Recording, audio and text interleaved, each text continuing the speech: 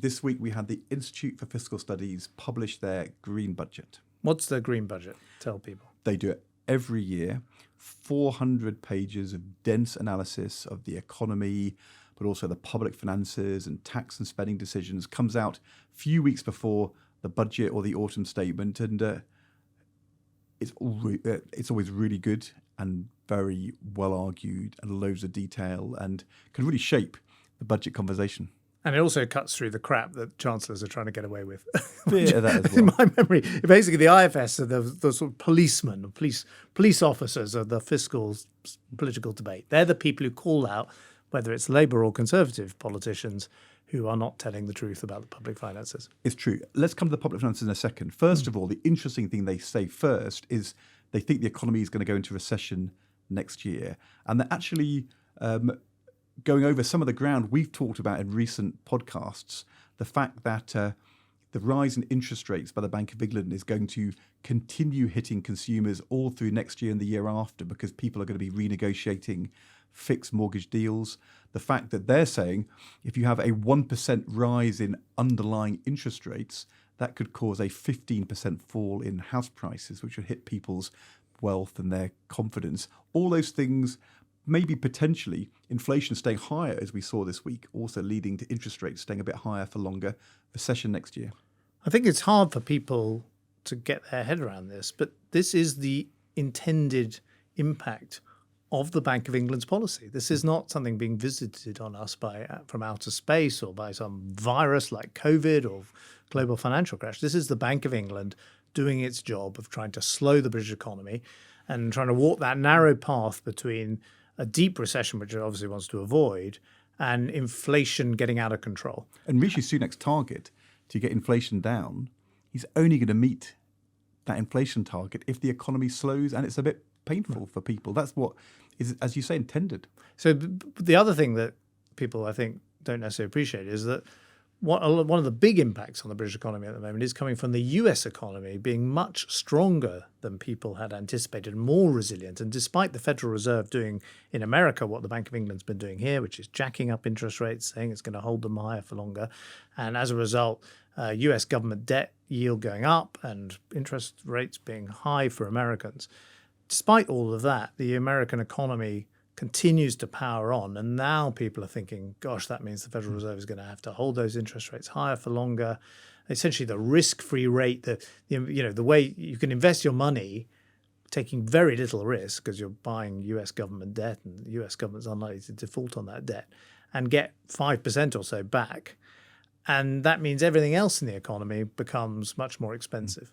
The thing in the IFS report, which I think will cause even more worry, both for the Chancellor, but also for the Shadow Chancellor, hoping to be Chancellor at some point in the next year or so, is what the IFS say about the underlying state of the public finances. Because they say that things haven't changed a lot compared to a year ago.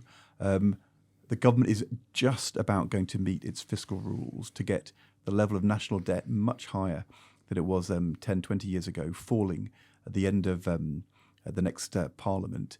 And that is based upon very tight public spending for public services later out on, and also a big rise in debt interest payments to service the national debt.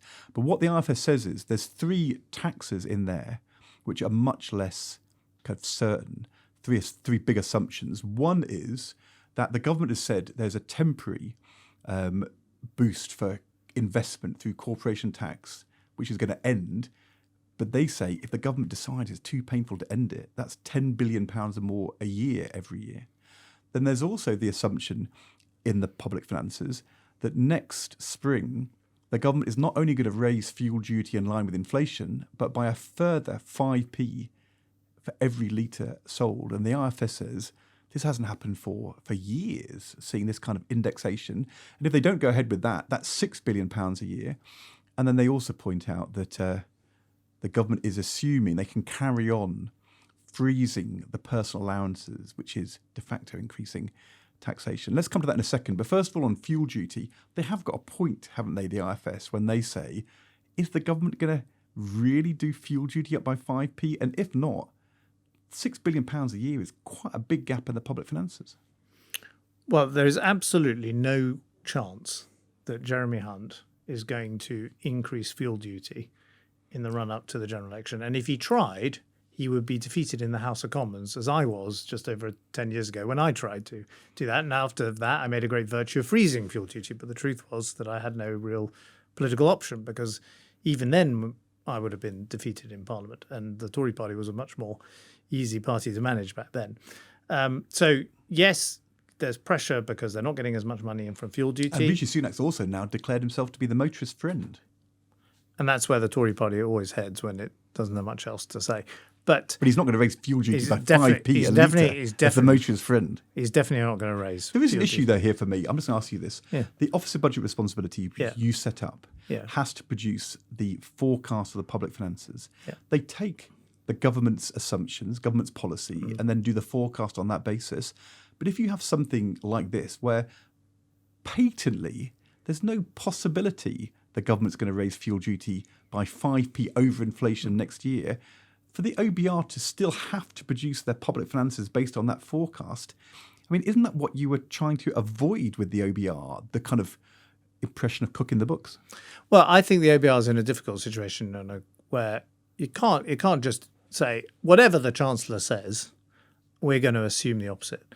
And the Chancellor says, i.e. it's in the budget assumptions, that fuel duty is going to go up next year, even if everyone knows he's going to get up and say It's ridiculous. frozen.